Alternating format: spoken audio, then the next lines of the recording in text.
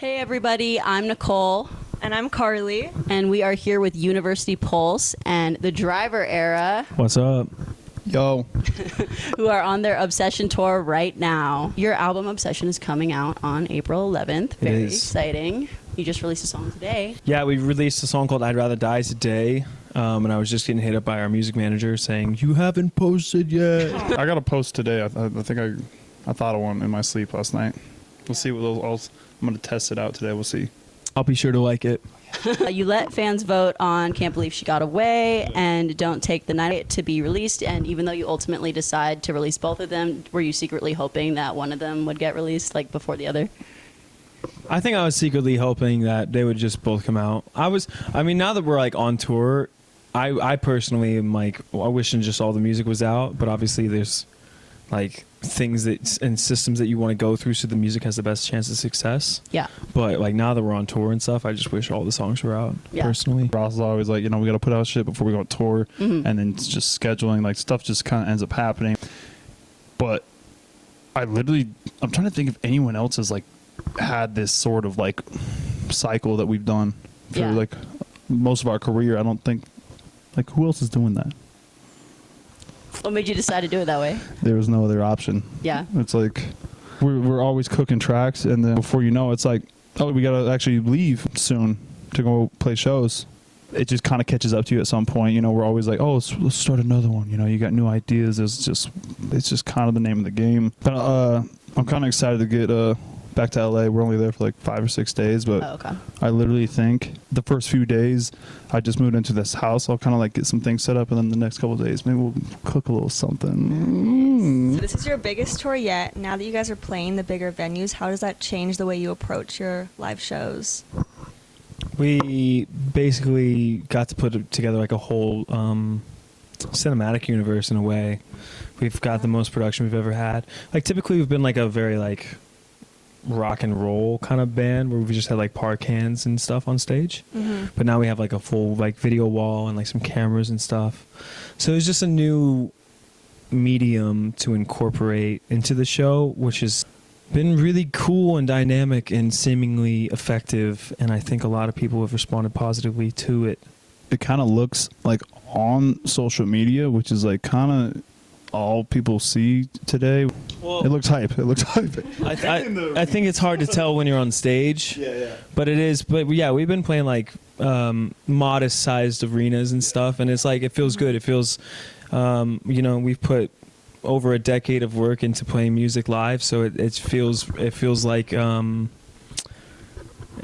we've done the groundwork. I feel deserving of it, to be honest with you. Not even in like a cocky way, but just like we've been doing this for over a decade. Like it's about time. I feel like. Yeah, I feel like you could have gone bigger, like way sooner. Like you pack those intimate spaces, so I think it could have worked for sure. But I don't know if you have a preference. Well, we've been independent for like a long time. Yeah. Our first label experience was like kind of wishy-washy. There's definitely some good moments, but then definitely like some things that didn't really go so great. Yeah. And I think because of that experience, like we've just been like, well, we can do it independently. Might as well like own all of our shit. Right.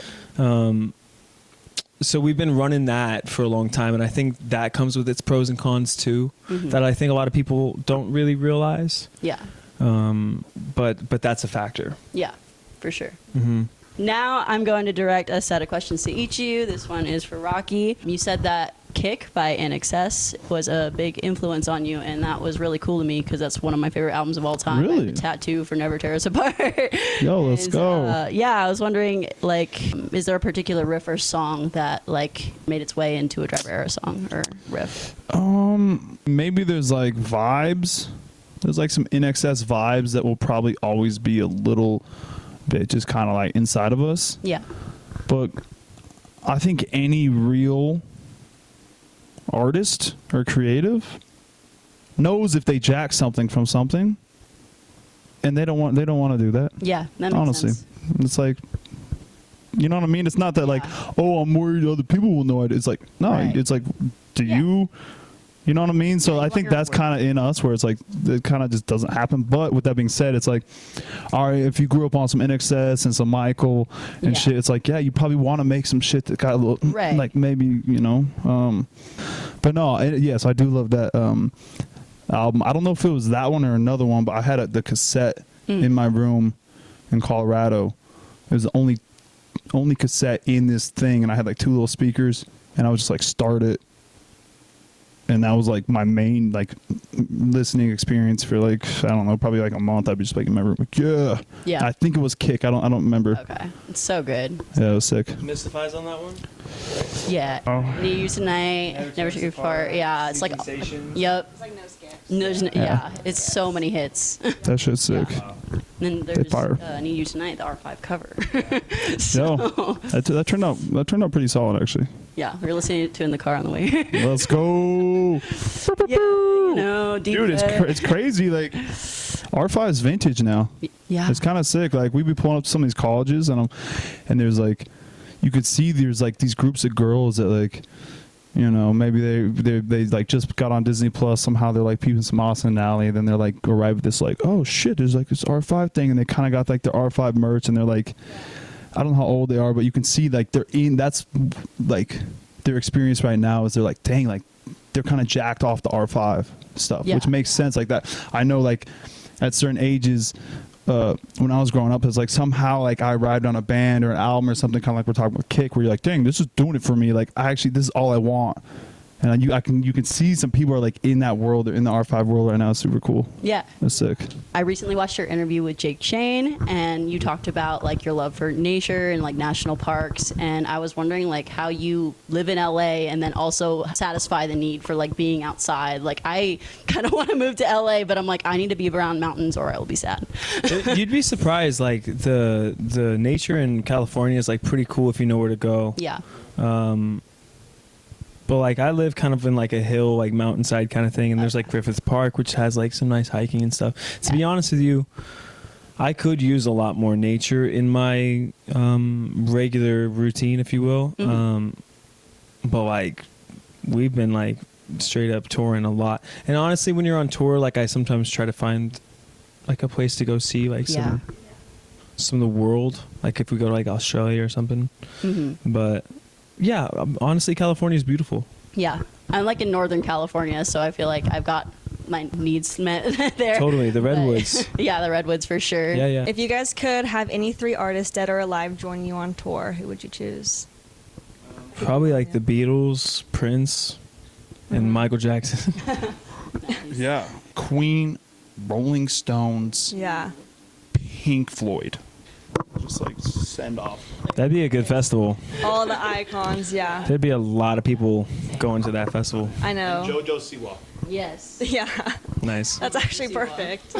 She would have to be there. Closes the whole thing. Okay, now if you got to replace the soundtrack of any movie with your own music, which movie do you pick? Oh, what do we pick? That was kind of fun. You said Drive was cool. Drive, yeah. Y'all seen that with Ryan Gosling? Oh, yeah. That was good. That was kind of cool. Yeah. That soundtrack is already great. Yeah. For sure. Yeah. We probably... Also, Tron is kind of sick. Yeah. Yo, yeah, that would be like, in a perfect world, we've been talking about this, it'd be sick to like do that to a movie where it's like, all right, some movies being made like Tron, and it's like, all right, y'all, we like cook the soundtrack, like make the soundtrack. Yeah. That'd be so fun. That'd be sick. Make it happen. Yeah. Didn't you like fall in love with Transformers recently? Yeah, actually, Transformers would be so sick, honestly. Yeah. Come on, like that's like a perfect pairing for us. Actually, Or Star Wars? That's good. Yeah, heck yeah. Maybe. Something like kind of sci-fi would be sick. Yeah. It's the vibe. Yeah, that'd be good. All right, I already told you that I went to your San Francisco show. In 2021, I did faint.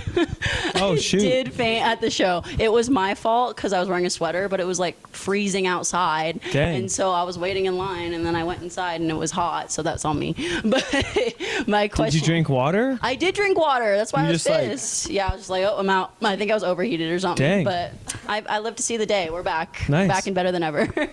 Wow. But my question is, what is the craziest thing you've seen a fan do or say while you were up on stage? I feel like I heard someone say, like, punch me in the face or something, which was I thought was kind of wild. What did you do after that? I don't know. I feel like you just see like all sorts of random ruckusness. Yeah. You know, like just people just like honestly trying to get attention. Like they'll just say whatever. But there's definitely been a bunch of random stuff. There's Yeah, I'm sure. there's a couple funny signs, obviously, Yeah, where you're yeah. like, dang, Ooh. that's funny, like Yeah. for sure. Yeah. There's a good amount out there that we've seen for sure. Yeah. I'll leave it at that. You know what I'm Okay. saying? My sister went and saw you guys like 2 days ago in Salt Lake. Was that 2 days ago? I think so. And it was Yeah. like right before you guys came on, and some girl like was running through the crowd, and then she like threw up all over her and her friends. Yeah, which is pretty crazy. I don't know what was wrong, but maybe she was drinking or something. But she threw up right in the crowd. Yeah. Yikes. Have you seen that? Has anyone done that during the show? I don't know if you would notice someone throwing up. seen that, no. Yeah, disgusting. Damn. All right. You guys have cited Calvin Harris, Troye Sivan, and Kings of Leon as some Yeah. of the best shows you've ever seen. To you, what makes a live show stand out? Man. I mean, it could be anything. It could be like. Yo, I swapped the mic. Oh, That Could be was anything. crazy. That's hilarious. I didn't even catch that. It could be anything though. It could be like a great production, Yeah. or it could be honestly like enthusiastic presence. yeah. I think is really what makes a difference, because we've seen bands like we'll do like festival circuits with like the same band a few times, Mhm. and we'll see their set a few times, and like one show will stick out amongst the rest, and it's Yeah. because like you can tell that the relationship between the crowd and the artist is like electric. Right. So I think that's really what makes the show something special. Yeah. Yes, I feel that. Yeah, I feel like sometimes I'll see like a local show and I'll be like, that's one of the best shows I've ever seen, just because the way they're connecting with the crowd. And so you just can't really deny it or fake it. It's just like it's either there or sometimes you got to fight it. Sometimes it can like show up mid-show. It's just like one of those intangible elements. Yeah. Who was the first artist that made you fall in love with music? Think all the way back. Honestly, like it's tough. It's like there's definitely like more when you're really really young. Yeah, there was definitely like a Fall Out Boy phase that was like, oh, I kind of want to like keep doing this guitar thing. And before that, it's probably more. It's a little There's a little more like rap and stuff before that. That's when that's weird. I think I was listening to Eminem before I was listening to Fall Out Boy. Yeah, it had to be Michael Jackson probably. Yeah. Yeah. Or like Peter Gabriel. I remember having like a really strong connection with that song Salisbury Hill Yeah. when I was a kid. If you could take any R5 song and rework it to fit the Driver era sound, which would you choose? Maybe like Dark Side. Yeah. I think the song "Feel Good" was a. You guys ever heard of that song "Feel Good"? Okay, I was gonna say if you haven't, that's one of the better R5 tracks for sure. Yeah. Yeah.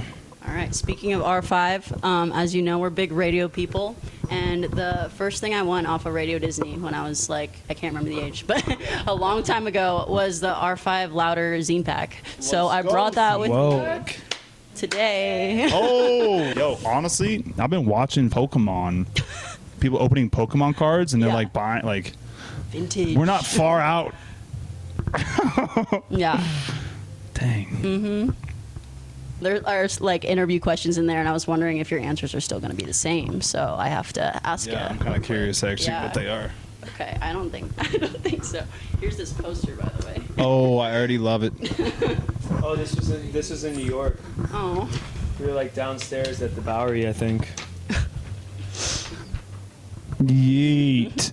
Oh my lord. I think I hate everything about what I literally think I hate that, actually. That's crazy. That's nuts. Yeah, I guess I'm looking at myself. I'm like, wow. Okay, so how would you describe your personal style? I mean, in that picture, Jesus Christ, goddamn, take it all off and burn it is how I would describe that. No, she means now. Oh, Yeah. now it's like, it's kind of skater. It's been Okay. skater, street, surf for a second, I feel like. Nice. A little, sometimes there's like a little more like little more like elegance added. If it's like, you know, maybe it's like a little button up with a one button, you know, maybe throw on some shiny jewelry occasionally. Like, it's weird when I'm in LA. Sometimes I'll take off all my rings. I don't even wear them. I don't know why. So yeah, I would say I oscillate between like trying to be incognito or like full blown like leather daddy. Right. So there's like those are my two alter egos. It's probably hard to not go leather daddy. You know, you're probably in your incognito. You're like, I gotta scratch that itch. Boom, the leather slacks come out. What were our answers? Oh, get ready. You basically had the same ones. So, Rocky, you said, I'm very chill with the things I wear. I like Converse and beanies a lot. I like to wear just a t-shirt and jeans most of the day, and occasionally I'll throw on a vest or something to spice it up a bit. A vest. You know what's crazy is a homie of mine just right before we walked in here was like, yo, you should put on a beanie. I haven't heard that in a while, so it's funny that, you know, maybe a little, you know, maybe. Yeah. Ross, you said, most of the time it's laid back and chill, just like jeans and a t-shirt, but occasionally I'll get dressed up. So you both said jeans and t-shirt. So it's similar. Yeah. Sort of. Like Yeah. Sent it more. Yeah. Yep. Okay, if you could collaborate with any fictional character on a song, which one would you choose? Fictional character. Like, is it SpongeBob? Yo. Yeah. Yeah, Bumblebee, yo. Yeah. That'd be crazy. That'd be kind of fire. That'd be kind of like electronic, kind of, the beats would be crazy. Maybe this character Jinx from this show called Arcane. Okay. She's like the Joker, but female in a way. Oh, yeah, okay. She's kind of sick. It'd be like a wild song, probably. Yeah, I'm sure. What genre? It'd probably be like some sort of like mixture between like rap and rock, which is kind of like, we have a song on our album called Better, which is kind of like that. Yeah. It's sort of like almost metal, almost rap in a way. It's like rap, rock. Like, how would you join those two as it's like rock? Yeah. Yeah. It's probably in that vein. It's rack, actually. Rack. It's rack. Rack Oh, it. yeah, rack. Rack is rack. It's a new genre. What is the most surreal moment you've had in your career so far? Music career. I think it was playing Lollapalooza. We did like a whole festival circuit in I think 2023 it was. We played like a lot of cool festivals.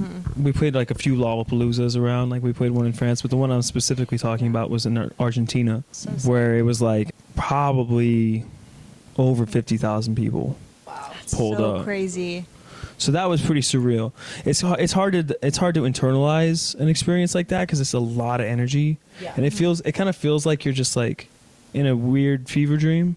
Yeah. But there literally was no end to the crowd. Wow. So it was pretty surreal. That's so sick. Yeah. Lollapalooza. It's my dream music festival. They're doing really well. The Lollapalooza is like the festival nowadays. I feel like it really is. Yeah. All right, last question. You guys have had the girlfriend tour, the ex-girlfriend tour, and now the obsession tour. So are you gonna have like a self-love tour next, or what? Yeah, I feel like I'm kind of on that tour right now. Honestly, like part of my obsession is in that vein, and that's why I keep referencing the song called "Better." It's because like that's really like a big part of like what I'm going through, at least. I don't want to speak for you. But you are probably too. But that is part of the obsession conversation, is like obsessed with like growing and learning, and yeah. So I think that is kind of now. Yeah. All right. Well, thank you so much for interviewing with us. Yeah. You guys had some cool questions. I've never had those asked before.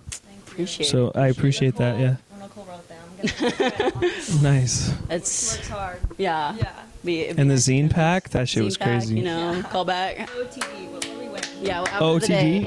Oh, I always forget what that's called.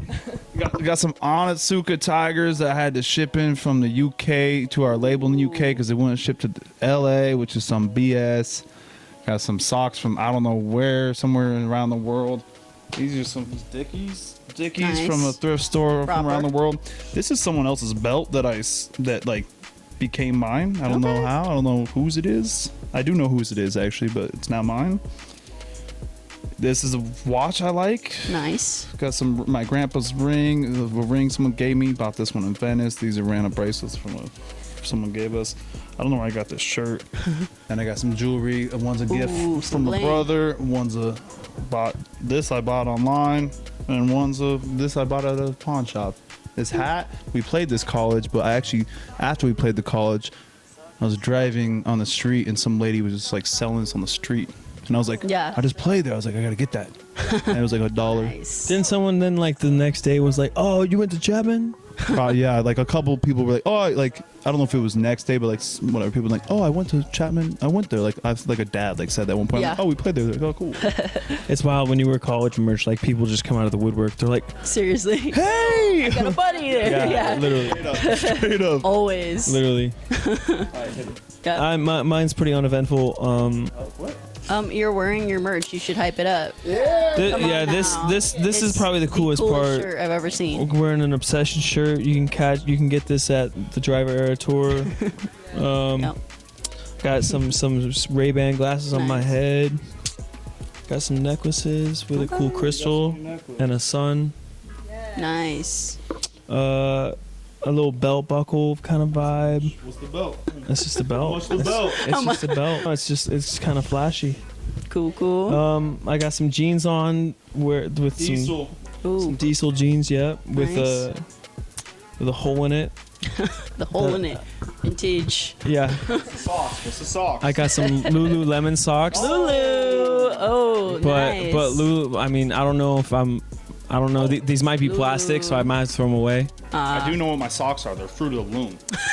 The Fruit of the Loom. That's kind of that you gotta. Shouts out Fruit of the Loom. And then I've had these Converse forever. Yeah, they last a long time. Yeah. See, those are fire. Thank you guys. Yeah, thank you. Yeah, thank you. So I can show you.